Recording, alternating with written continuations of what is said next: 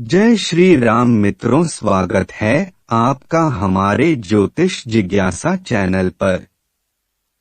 मित्रों, पितृदोष के संबंध में ज्योतिष और पुराणों की अलग अलग धारणा है, लेकिन यह तय है कि यह हमारे पूर्वजों और कुल परिवार के लोगों से जुड़ा दोष है। पितृदोष के कारण हमारे सांसारिक जीवन में और आध्यात्मिक साधना में बाधाएं उत्पन्न होती हैं। हमारे पूर्वजों का लहू हमारी नसों में बहता है। हमारे पूर्वज कई प्रकार के होते हैं, क्योंकि हम आज यहाँ जन्मे हैं तो कल कहीं और। पितृदोष के कई कारण और प्रकार होते हैं। पूर्वजों के कारण वंशजों को किसी प्रकार का कष्ट ही पितृदोष माना गया है, ऐसा नहीं है। और भी कई कारणों से यह दोष प्रकट होता है। इसे पितृ ऋण भी कह सकते हैं। आओ जानते हैं कि पितृदोष और ऋण क्या होता है। जानने में ही समाधान छुपा हुआ है। ज्योतिष के अनुसार पितृदोष और पितृ ऋण से पीड़ित कुंडली शापित कुंडली कही जाती है। ऐसे व्यक्ति अपने मातृपक्ष अर्थात माता के अतिरिक्त मामा मामी मौसा मौसी नाना नानी तथा पितृपक्ष अर्थात दादा दादी चाचा चाची ताऊ ताई आदि को कष्ट व दुख देता है और उनकी अवहेलना व तिरस्कार करता है। जन्म पत्री में यदि सूर्य पर शनि राहु केतु की दृष्टि या युति द्वारा प्रभाव हो तो जातक की कुंडली में पितृ ऋण की स्थिति मानी जाती है। इसके अलावा भी अन्य कई स्थितियां होती है। हालांकि इसके अलावा व्यक्ति अपने कर्मों से भी पितृदोष निर्मित कर लेता है। विद्वानों ने पितर दोष का संबंध बृहस्पति गुरु से बताया है। अगर गुरु ग्रह पर दो बुरे ग्रहों का असर हो तथा गुरु 4, 8, 12वें भाव में हो या नीच राशि में हो तथा अंशों द्वारा निर्धन हो तो यह दोष पूर्ण रूप से घटता है। और यह पितर दोष पिछले पूर्वज बाप दादा परदादा से चला आता है, जो 7 पीढ़ियों तक चलता रहता है। पितृ ऋण कई प्रकार का होता है, जैसे हमारे कर्मों का, आत्मा का, पिता का, भाई का, बहन का, माँ का, पत्नी का, बेटी और बेटे का। आत्मा का ऋण को स्वयं का ऋण भी कहते हैं। जब कोई जातक अपने जातक पूर्व जन्म में धर्म विरोधी कार्य करता है तो वह इस जन्म में भी अपनी इस आदत को दोहराता है। ऐसे में उस पर यह दोष स्वतः ही निर्मित हो जाता है। धर्म विरोधी का अर्थ है कि आप भारत के प्राचीन धर्म हिंदू धर्म के प्रति जिम्मेदार नहीं हो। पूर्व जन्म के बुरे कर्म इस जन्म में पीछा नहीं छोड़ते। अधिकतर भारतीयों पर यह दोष विद्यमान है। स्वर्ण के कारण निर्दोष होकर भी उसे सजा मिलती है। दिल का रोग और सेहत कमजोर हो जाती है। जीवन में हमेशा संघर्ष बना रहकर मानसिक तनाव से व्यक्ति त्रस्त रहता है। इसी तरह हमारे पितृ धर्म को छेड़ने या पूर्वजों का अपमान करने आदि से पितृ ऋण बनता है। इस ऋण का दोष आपके बच्चों पर लगता है, जो आपको कष्ट देकर इसके प्रति सतर्क करते हैं। पितृ ऋण के कारण व्यक्ति को मान प्रतिष्ठा के अभाव से पीड़ित होने के साथ साथ संतान की ओर से कष्ट, संतानाभाव, संतान का स्वास्थ्य खराब रहने या संतान का सदैव बुरी संगति में रहने से परेशानी झेलना होती है। पितर दोष के और भी दुष्परिणाम देखे गए हैं, जैसे कई असाध्य व गंभीर प्रकार का रोग होना, पीढ़ियों से प्राप्त रोग को भुगतना या ऐसे रोग होना जो पीढ़ी दर पीढ़ी चलता रहे। पितर दोष का प्रभाव घर की स्त्रियों पर भी रहता है। इसके अलावा मातृ ऋण से आप कर्ज में दब जाते हो और ऐसे में आपके घर की शांति भंग हो जाती है। मातृ ऋण के कारण व्यक्ति को किसी से किसी भी तरह की मदद नहीं मिलती है, जमा धन बर्बाद हो जाता है, फिजूल खर्ची को वह रोक नहीं पाता है, कर्ज उसका कभी उतरना नहीं।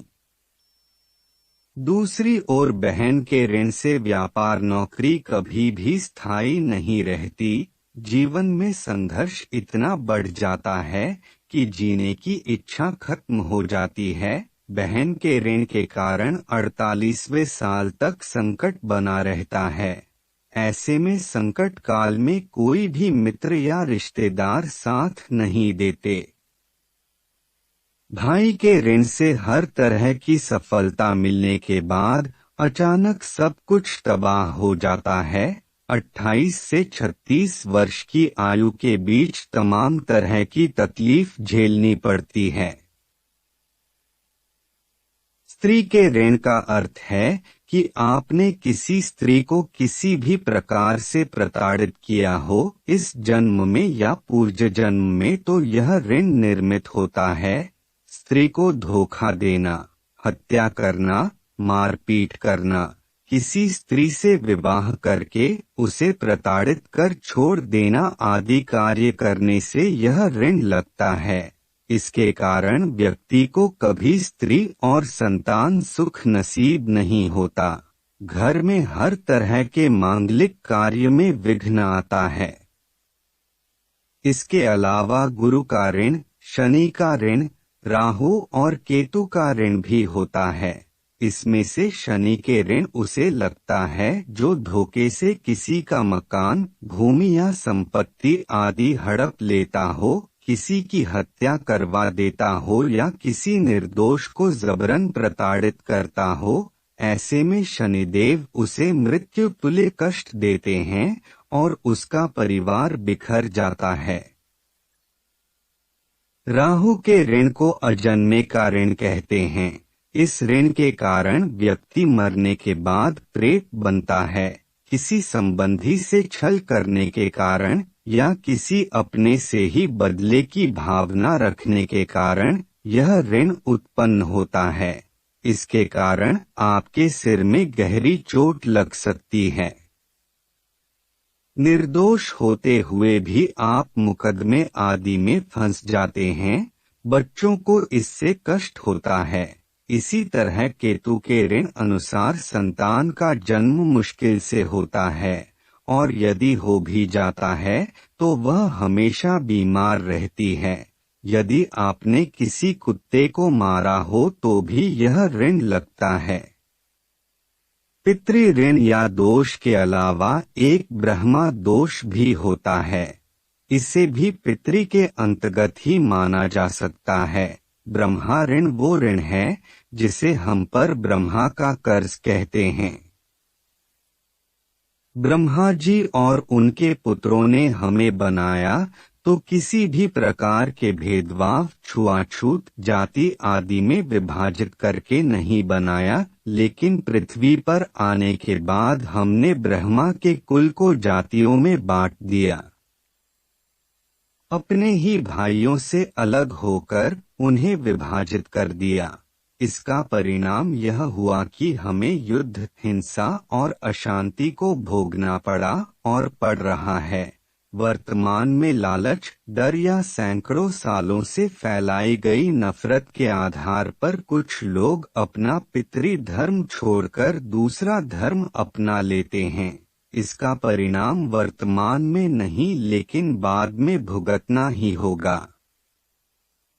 हालांकि देश के बहुत से क्षेत्र भुगत भी रहे हैं। धर्मांतरण जैसे कृत्यों से ब्रह्मा का दोष उत्पन्न होता है और फिर आपके बच्चों को इसका भुगतान करना होगा। ब्रह्मा दोष हमारे पूर्वजों, हमारे कुल देवता, हमारे धर्म, हमारे वंश आदि से जुड़ा है। बहुत से लोग अपने पितृधर्म, मातृभूमि या कुल को छोड़कर चले गए हैं। उनके पीछे यह दोष कई जन्मों तक पीछा करता रहता है। यदि कोई व्यक्ति अपने धर्म और कुल को छोड़कर गया है तो उसके कुल के अंत होने तक यह चलता रहता है, क्योंकि यह ऋण ब्रह्मा और उनके पुत्रों से जुड़ा हुआ है।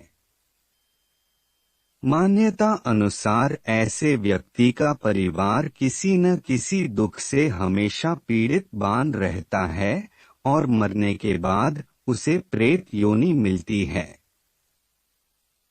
पितृदोष या ऋण को उतारने के 3 उपाय: देश के धर्म अनुसार कुल परंपरा का पालन करना, पितृपक्ष में तर्पण और श्राद्ध करना और संतान उत्पन्न करके उसमें धार्मिक संस्कार डालना, प्रतिदिन हनुमान चालीसा पढ़ना, भृकुटी पर शुद्ध जल का तिलक लगाना, 13, 14 अमावस्या और पूर्णिमा के दिन गुड़ घी की धूप देना,